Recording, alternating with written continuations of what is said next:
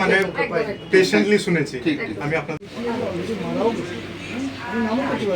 Definitely সেটা একটা মানে জেনুইন ইস্যু হচ্ছে না। ইভেন আমাদেরকে পেপারও দেখিয়েছে 24 ডিসেম্বরে কত তারিখ জানি, মানে 2024-এ অ্যাপ্লিকেশন নাকি কোথায় দিয়েছে বলো সেন্ট্রালে, বলে ওইখান থেকে কোনো রেসপন্স পাচ্ছে না আমরা।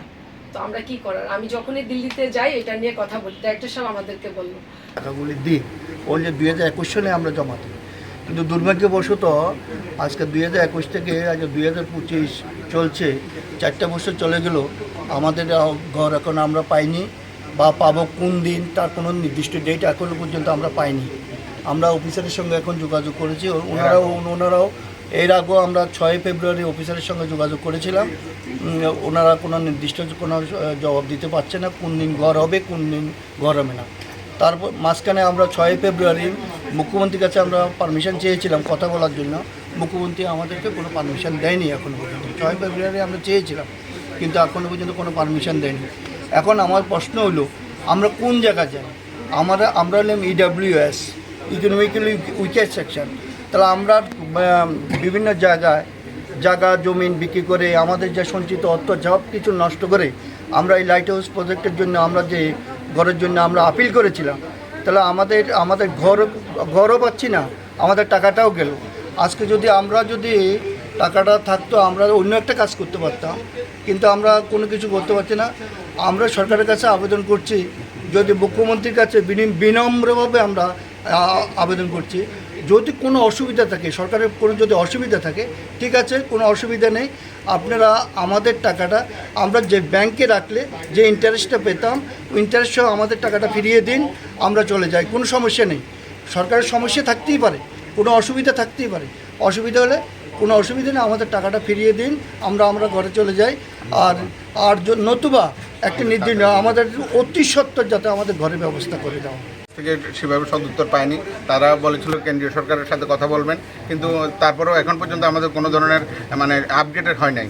তো আজকে আমরা সবাই মিলিত হয়েছি, আমরা চাই যে আমাদের যে টাকাটা আমাদের কাছ থেকে যে বেনিফিশিয়ারি হিসেবে আমাদের 5 লাখ বা 7 লাখ করে নিয়েছে, আমরা চাই যে আমাদের সেই অর্থমূল্যে বা আমাদের যে ফ্ল্যাটগুলি অতি সত্ত্বর সরকার যাতে আমাদেরকে দেওয়া হয়। এর মধ্যে যারা অলরেডি পেইড করে দিয়েছে 4 বছর হয়ে গেছেন, ওনারা এখনও ঘর পাননি, এর মধ্যে অনেকে এখনও পেইড করেননি, তারা করবেন, কিন্তু যারা পেইড করেছেন আমরা চাইছি যাদের পেইড করেছেন ঘরগুলি যারা কমপ্লিট হয়ে গেছে সেই ঘরগুলোর মধ্যে বিতরণ করে দেয়, আর যাদের এখনও হয়নি যারা নতুন করবেন বা নতুন হচ্ছে ওগুলো দেবেন। আমরা চাই সরকার যাতে এই বিষয়টা মানে যে মুখ্যমন্ত্রী যাতে এই বিষয়টা অতি সত্বর দেখেন।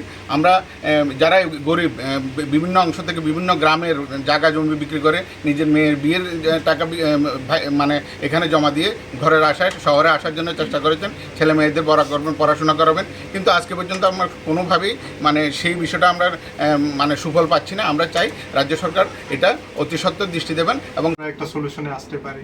প্রবলেম তো আছে, কিন্তু every problem has some solution, অবশ্যই, কিন্তু এটা আমাদের মানে কালেকটিভলি করতে হবে। তো আমি যা জানা আছে আমার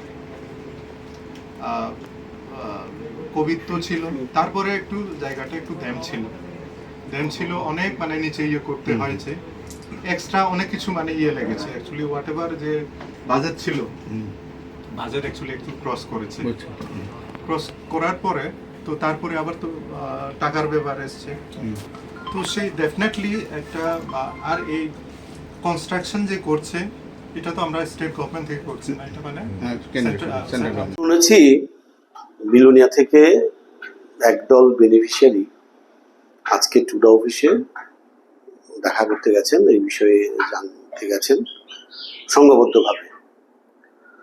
আসলে আমি একজন বেনিফিশিয়ারি, সাবরুমের একজন বেনিফিশিয়ারি হয়ে আমি এটাকে সাধুবাদ জানাই এবং স্বাগত জানাই। আমি তাদের সঙ্গে একাত্মতা বোধ করছি এবং আমার এই বিষয়ে আমার কিছু বলারও আছে। আমি বলছি কি, সকল অংশের মানুষেরই একটা স্বপ্ন থাকে যে শহরে একটা মাথা গোঁজার ঠাঁই, ফ্ল্যাট হোক বা বাড়ি হোক, একটা ঠিকানা করে নেবার। যাদের সামর্থ্য আছে তারা করতে পারে, যাদের সামর্থ্য নেই, মফস্বলের যারা সাধারণ অংশের মানুষ, গরিব অংশের মানুষ, নির্দিষ্ট আয়ের, তাদের জন্য প্রধানমন্ত্রী একটা স্বপ্ন দেখলেন যে শহরে তাদের একটা মাথা গোঁজার ঠাঁই করে দেওয়া হবে। এরকম 60টা প্রকল্প সারা ভারতবর্ষে হয়েছে, নাম হচ্ছে লাইট হাউস। তার মধ্যে আমাদের ত্রিপুরার আগরতলাতেও হচ্ছে। সমস্ত মহকুমা থেকে, নগর পঞ্চায়েত থেকে বেনিফিশিয়ারিদের সুযোগ দেওয়া হয়েছে। 2021 সালের শেষের দিকে আমি ব্যক্তিগতভাবে টাকা জমা করেছি, পুরো টাকা। আমারটা সম্ভবত দ্বিতীয় পর্যায়ে, তার আগেও একটা পর্যায়ে অনেক বেনিফিশিয়ারি টাকা জমা করেছে। সেই দিক থেকে দেখতে গেলে আজকে প্রায় 3 বছর।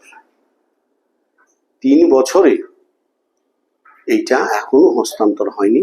আজকে যে পদাধিকারী কথা বললেন টুডার হয়ে, তিনি বলছেন যে আরো সময় লাগবে, এবং কতদিন লাগবে তা উনি নির্দিষ্ট করে বলতে পারছেন না।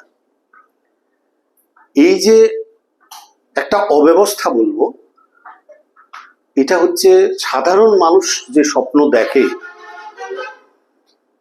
সেই স্বপ্নের সঙ্গে একটা হঠকারিতা বা সেই স্বপ্নকে তাচ্ছিল্য করা, উপেক্ষা করা, অবহেলা করা, পাশাপাশি সেই স্বপ্ন পূরণের জন্য দেশের মাননীয় প্রধানমন্ত্রী যে উদ্যোগ নিয়েছেন, সেই উদ্যোগকে যথাযথ গুরুত্ব না দেওয়া, অবহেলা করা বা তাচ্ছিল্য করা।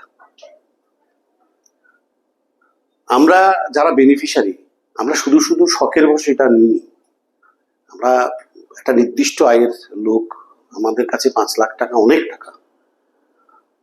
এই টাকা জমা দিয়েছি, আমাদের একটা ঠাঁই হবে, একটা মাথা গোঁজার ঠাঁই হবে। চিকিৎসার জন্য আগরতলা যেতে হলে, ওখানে থাকতে হলে আমরা সেখানে থাকতে পারবো, ছেলে মেয়েদের পড়াশোনা করাতে পারবো। গোটা পরিবারের মধ্যে যে কোনো একজনে যদি একটা ফ্ল্যাট নেয়, পরিবারের অন্য সবাই সেই সুবিধাটা নেবে। কারণ ওখানে পার্মানেন্ট থাকাও হয়তো যাবে, কিন্তু যে পরিসর, সেই পরিসরে এই সমস্ত ব্যবস্থা ছাড়া অন্য কিছু সেরকম ভাবে করা যাবে না। কিন্তু সেই সুযোগ আমরা এখনো পাচ্ছি না। পাশাপাশি টাকাগুলো পড়ে আছে, তার সুদও আমরা পাচ্ছি না। এবং প্রধানমন্ত্রী সাধারণ গরিব মানুষের যে স্বপ্ন পূরণের উদ্যোগ, সেটা কিন্তু প্রশাসনের সদিচ্ছার অভাবে সেই উদ্দেশ্য পূরণ হচ্ছে না। এটা এমন নয় যে মানুষের টাকা আনলাম আর করলাম। মানুষ ইন্ডিভিজুয়ালি, মানে প্রত্যেকে আলাদা আলাদা ভাবে 1000 লোকে জমা করেছে। 1000 লোক সংগঠিত হতে পারবে না, বলতেও পারবে না, তা নয়। দেশের মাননীয় প্রধানমন্ত্রী, ওনার স্বপ্ন, ওনার উদ্দেশ্য আজকে লঙ্ঘিত হচ্ছে। আমি একজন সাধারণ বেনিফিশিয়ারি হয়ে আমি প্রশাসনের দৃষ্টি আকর্ষণ করতে চাই, এই যে আমাদের রাজ্যের মাননীয় মুখ্যমন্ত্রী যতটা সম্ভব দ্রুত যেন এটা একটা বিহিত করেন। কারণ যারা পদাধিকারী আছেন, ওনারা জবাব দেবেন। ওনারা অজুহাতের পর অজুহাত দিচ্ছেন, বলছেন করোনা, বলছেন মাটি খারাপ। তো এইসব পর্যায়ে তো শেষ হয়ে গেছে। 2021-এর শেষের দিকে টাকা জমা দেওয়া মানে করোনা প্রায় শেষ হয়ে গেছে। তারপরে মাটি খারাপ, ভরাট, যেসব কথা বলছেন সেই পর্যায়ে শেষ। এটা মাটির উপরে উঠে গেছে, কিন্তু কাজ শেষ হচ্ছে না। উনি নিজেই বলছেন যে যেহেতু দেরি হয়েছে টাকা বেশি লাগবে। আমাদেরও তো তাই। আমরা 5 লাখ টাকা, 7 লাখ টাকা, দুটো স্কিম জমা করেছে। যারা 5 লাখ জমা করেছে, যারা 7 লাখ জমা করেছে, তাদের সেই অনুযায়ী তো এটার একটা বেনিফিট পাওয়া দরকার। ছাড়ুন সেটা, আমাদের যত তাড়াতাড়ি সম্ভব এটা দেবার ব্যবস্থা করুন।